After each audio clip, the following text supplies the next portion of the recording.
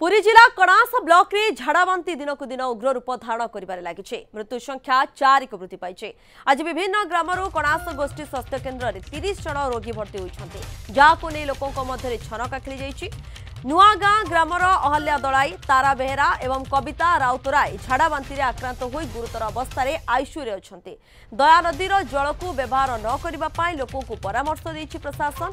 नुआगांर पूर्वर 2 जन सारथी प्रधान एवं सचला साउंकर मृत्यु होता बेले गत राति रे आउ जड़े व्यक्ति माघी दलाईंकर मृत्यु होइछे। नईकूल पाटणा गाँवर गुरेई सेठींकर मध्य मृत्यु होइछे। स्थिति एभली गंभीर हेबारे लागिलानी।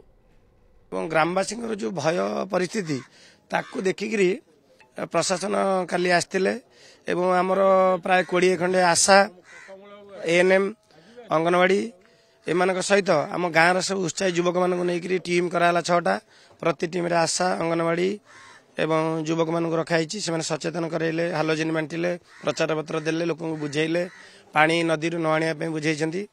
काली विशेष भाव में सरकार आ गए बड़ पदक्षेप नहीं डेलांगर जड़े जेकी RWSS जेकी आमको स्वतंत्र डेपुटेशन रखी जी कि मिनिमम सर्वनिम्न